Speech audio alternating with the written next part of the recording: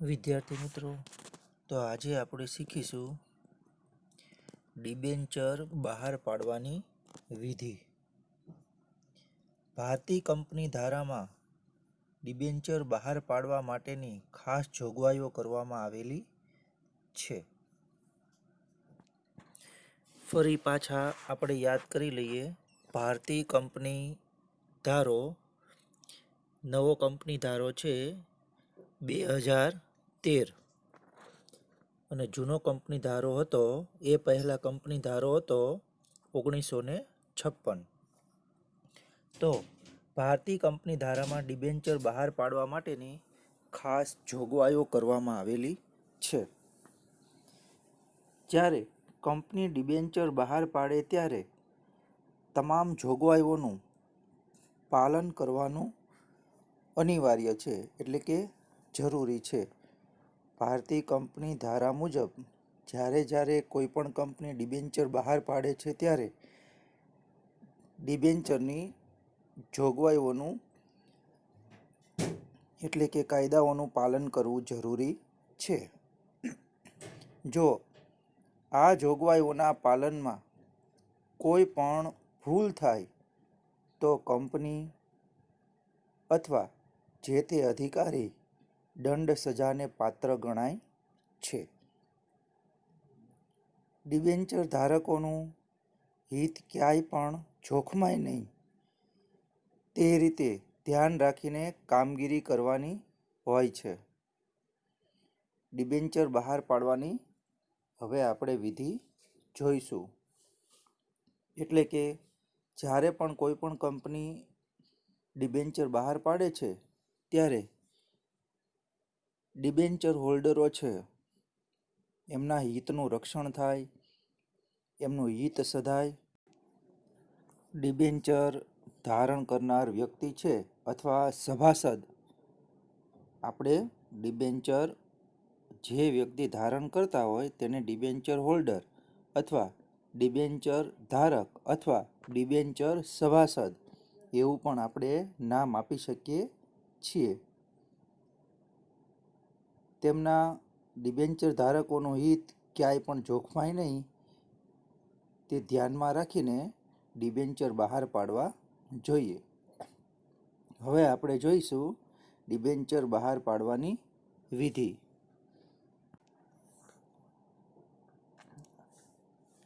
પ્રથમ છે ડિરેક્ટર મંડળની સભામાં ઠરાવ. તો સૌ પ્રથમ કંપનીના નિયમન પત્રમાં, અહીંયા નિયમન પત્ર એટલે કે કોઈ પણ કંપનીએ આવેદનપત્ર, નિયમન પત્ર બનાવવું જરૂરી છે. નિયમન પત્ર એટલે કે કંપનીના નિયમોનો સમૂહ. કંપની પોતાના કાર્યકાળ દરમિયાન કઈ રીતે કાર્ય કરશે તેના નિયમો નિયમન પત્રમાં દર્શાવેલા હોય છે. તે જે તે કંપનીના નિયમન પત્રમાં રહીને કાર્ય કરવાનું હોય છે. તો સૌપ્રથમ કંપનીના નિયમન પત્રમાં ડિબેન્ચર અંગેની જોગવાઈઓનો અભ્યાસ કરવામાં આવે છે કે કંપની છે તે કઈ રીતે ડિબેન્ચર બહાર પાડી શકશે. ત્યારબાદ કંપની સંચાલક મંડળની સભામાં ડિબેન્ચર બહાર પાડવા માટે ઠરાવ પસાર કરે છે. ત્યારબાદ પહેલાં તો નિયમન પત્રમાં ડિબેન્ચર અંગેની જોગવાઈ છે એનો અભ્યાસ કરવામાં આવે છે. ત્યારબાદ સંચાલક મંડળની સભામાં ડિબેન્ચર બહાર પાડવા માટે ઠરાવ પસાર કરવામાં આવે છે. અહીંયા સંચાલક મંડળ એટલે ફરી આપણે યાદ કરી લઈએ કે જનરલ મેનેજર, મેનેજિંગ ડિરેક્ટર અને ચીફ એક્ઝિક્યુટિવ ઓફિસર એટલે કે મુખ્ય વહીવટી અધિકારી. તો આ શું છે? સંચાલક મંડળ. એટલે સંચાલક મંડળમાં ડિબેન્ચર બહાર પાડવા માટે ઠરાવ પસાર કરે છે. જેમાં ડિબેન્ચરની સંખ્યા એટલે કે કેટલા ડિબેન્ચર બહાર પાડવા, ડિબેન્ચરની કિંમત શું રાખવી, ડિબેન્ચરની કુલ રકમ કેટલી થશે, તેના પર નિયમિત ચૂકવવાનો જે વ્યાજનો દર થાય છે તે કેટલો થશે, વ્યાજની ચૂકવણી અને ડિબેન્ચરની શરતો વગેરે બાબતો અંગે નિર્ણય લેવામાં આવે છે. અને પછી આ ડિરેક્ટર મંડળની સભામાં ઠરાવ પસાર થયા પછી કોઈ પણ પ્રકારનો નિર્ણય લેવામાં આવે છે. બીજું છે કંપનીની સામાન્ય સભામાં ઠરાવ. કંપની ડિબેન્ચર બહાર પાડી જે નાણાકીય ભંડોળ એકત્ર કરવા માગે છે તેના કારણે ઉછીની મૂડીનું પ્રમાણ મુક્ત અનામત ભંડોળ કરતાં વધી જતું હોય અથવા સત્તા મર્યાદાથી વધારે રકમના ડિબેન્ચર બહાર પાડવાના હોય ત્યારે કંપનીની સામાન્ય સભા બોલાવી સભ્યોની સંમતિનો ઠરાવ કરવામાં આવે છે. હવે કંપની છે તે પોતાના નિયમન પત્રની અંદર દર્શાવેલી જોગવાઈ અનુસાર જ ડિબેન્ચર બહાર પાડી શકે છે. પરંતુ આપણે જોયું છે કે ડિબેન્ચર એ શું છે તો કે ઉછીની મૂડી છે. તો સત્તા મર્યાદાથી વધારે રકમના ડિબેન્ચર બહાર પાડવાના હોય, કંપનીને વધુ નાણાંની જરૂર હોવાથી કંપની છે તે વધારે રકમના ડિબેન્ચર બહાર પાડે છે. ત્યારે સત્તા મર્યાદાથી વધારે રકમના ડિબેન્ચર બહાર પાડવાના હોય ત્યારે કંપનીની સામાન્ય સભામાં ઠરાવ થવો જરૂરી છે. ત્યારે કંપની સામાન્ય સભા બોલાવી સભ્યોની સંમતિ લઈ ઠરાવ પસાર કરી ડિબેન્ચર બહાર પાડવામાં આવે છે. ત્રીજો મુદ્દો છે સેબીની મંજૂરી. સેબી એટલે security exchange board of India, જે શેર બજારનું નિયમન કરે છે. તો અહીંયા ડિબેન્ચર બહાર પાડવા હોય તો security exchange board of India એટલે કે સેબીની મંજૂરી મેળવવી પડે છે. અને સેબીના માર્ગદર્શન નીચે અથવા તેની કોઈ પણ સૂચનાઓનું પાલન થાય તેવી તકેદારી પણ રાખવી પડે છે. સેબીએ દર્શાવેલા માર્ગદર્શક સૂચનોનું કંપની ઉલ્લંઘન ન કરે તે પણ કંપનીએ ધ્યાન રાખવું પડે છે. હવે પછી છે વિજ્ઞાપન પત્ર બહાર પાડવું. તો અગાઉ જણાવ્યા મુજબ ખાનગી કંપની નોંધણીનું પ્રમાણપત્ર મળ્યા પછી તરત જ ધંધો શરૂ કરી શકે છે. પરંતુ જાહેર કંપનીએ ધંધો શરૂ કરવાનું પ્રમાણપત્ર મેળવવું જરૂરી છે. જાહેર કંપનીઓએ ડિબેન્ચર બહાર પાડવા માટે વિજ્ઞાપન પત્ર દ્વારા જાહેર જનતાને આમંત્રણ આપે છે.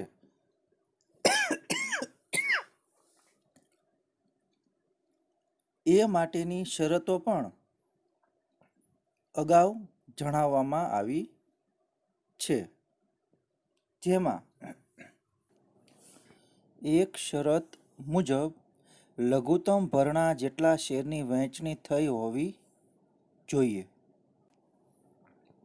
એ શેર ખરીદવા જાહેર જનતાને આમંત્રણ આપવા વિજ્ઞાપન પત્ર બહાર પાડવામાં આવે છે.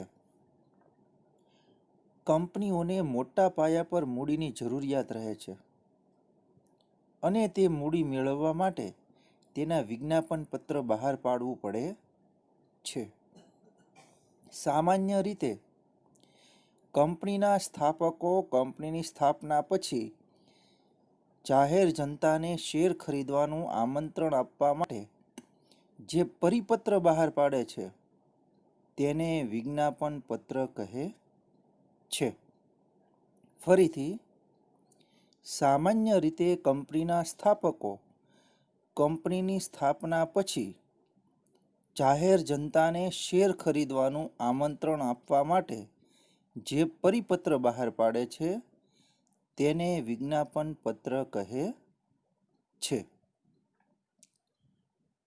વિજ્ઞાપન પત્ર એટલે જાહેર પ્રજા પાસે ડિપોઝિટ મંગાવવા કે કંપનીના કોઈ શેર કે ડિબેન્ચર ભરવા કે ખરીદવા માટે જાહેર જનતા પાસેથી અરજીઓ મગાવવા માટે બહાર પાડેલ નોટિસ, પરિપત્ર, જાહેર ખબર કે અન્ય દસ્તાવેજો છે.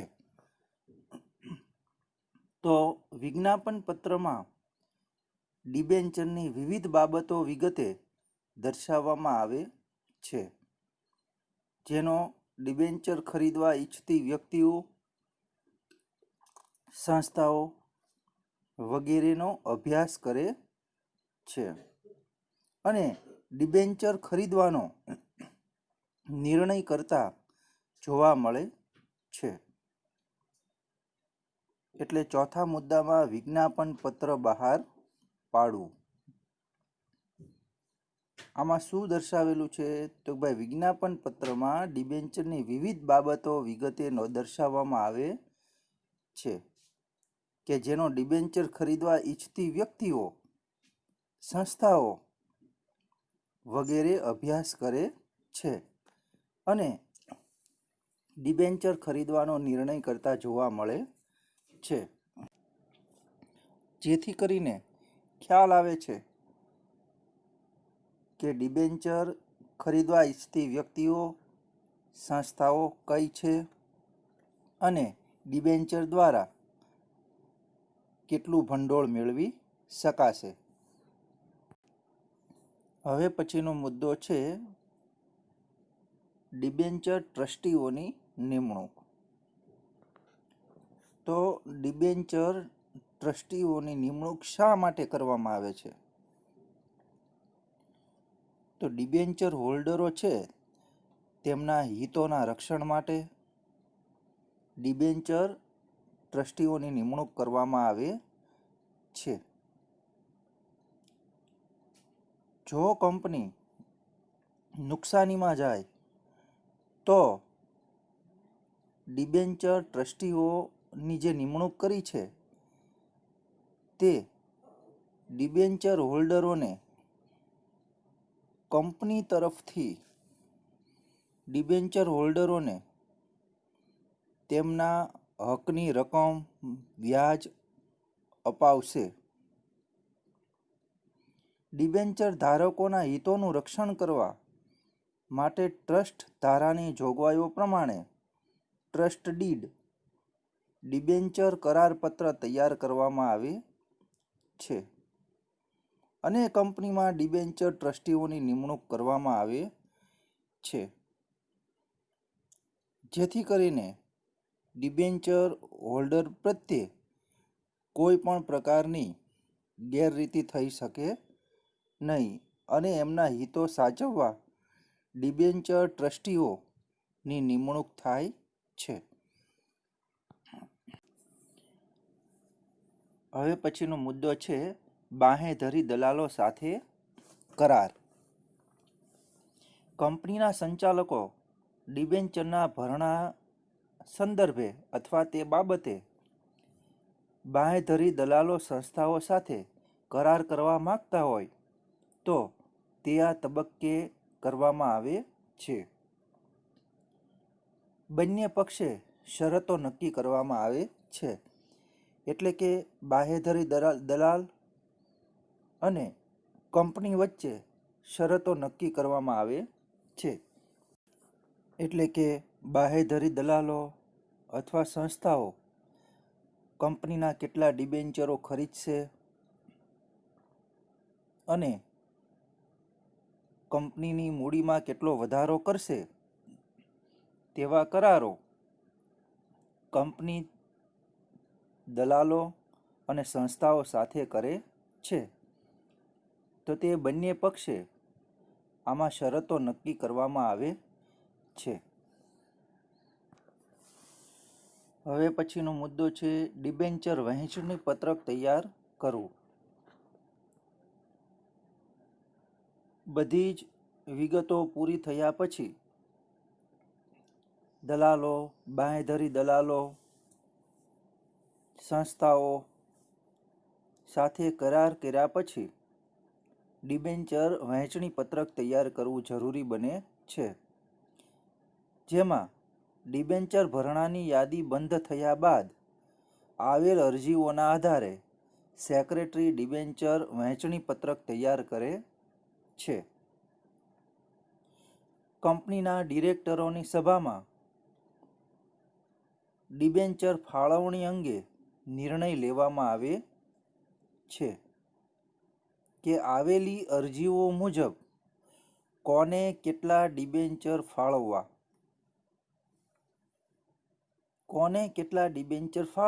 તે નક્કી થયા પછી ડિબેન્ચરના પ્રમાણપત્ર મોકલવાની કાર્યવાહી કરવામાં આવે છે. ઘણી વખત કંપનીએ ડિબેન્ચર બહાર પાડ્યા હોય તો એટલી બધી અરજીઓ પણ આવેલી હોતી નથી અને ઘણી વખત એવું પણ થાય છે કે ડિબેન્ચર કંપનીએ બહાર પાડ્યા હોય તો એમના ભરણા કરતાં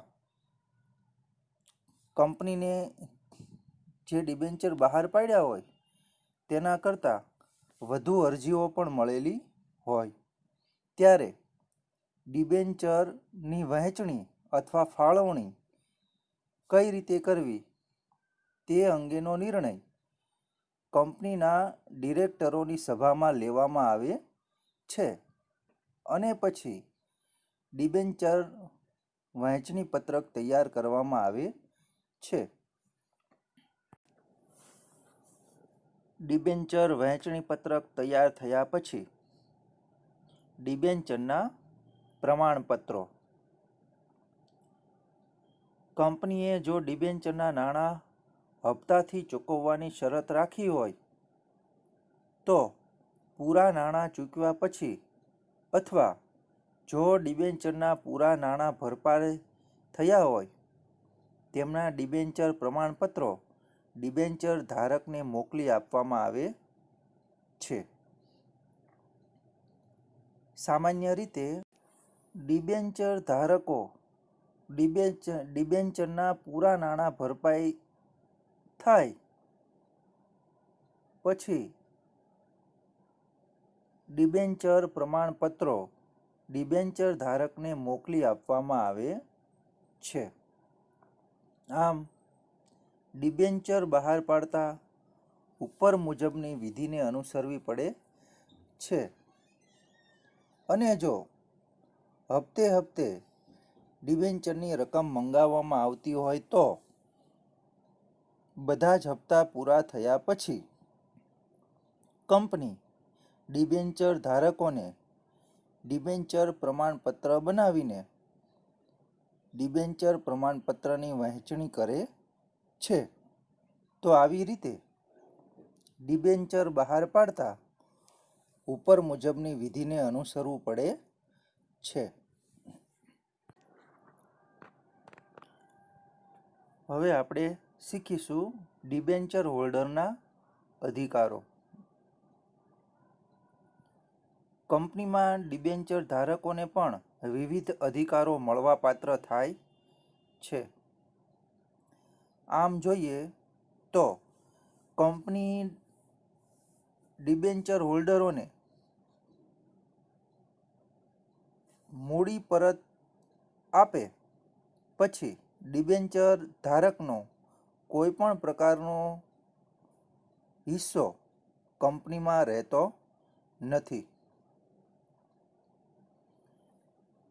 ઇક્વિટી શેર હોલ્ડરોને જે મતાધિકાર આપવામાં આવે છે તે ડિબેન્ચર ધારકને આપવામાં આવતો નથી. છતાં પણ કંપનીમાં ડિબેન્ચર ધારકોને પણ વિવિધ અધિકારો મળવાપાત્ર છે. ડિબેન્ચર ધારકો કંપનીના લેણદારો છે. તેથી ડિબેન્ચર ધારકો અને કંપની વચ્ચે દેવાદાર લેણદારનો સંબંધ જોવા મળે છે. ડિબેન્ચર હોલ્ડરોના વિવિધ અધિકારો નીચે પ્રમાણે છે, જે હવે આપણે જોઈએ.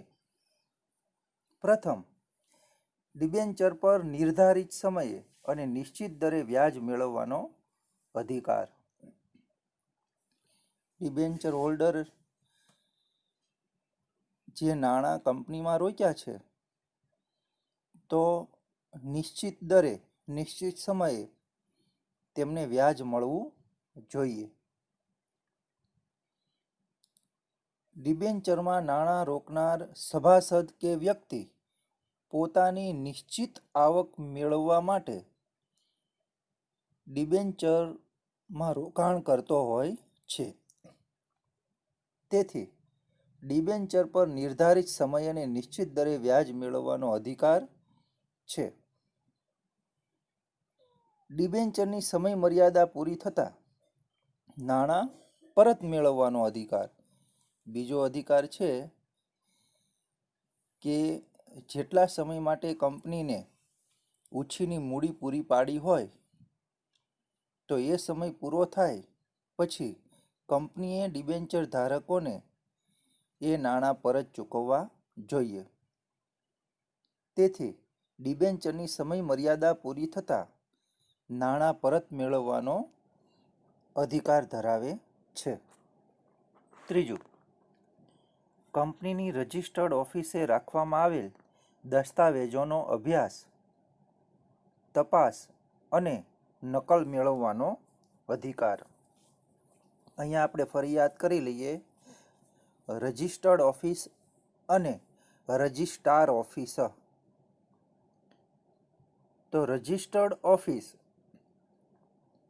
એ દરેક કંપનીની સ્થાપના થયેલી હોય તે જગ્યાએ આવેલી હોય છે. અને રજિસ્ટ્રાર ઓફિસ એ દરેક રાજ્યમાં માત્ર ને માત્ર એક હોય છે.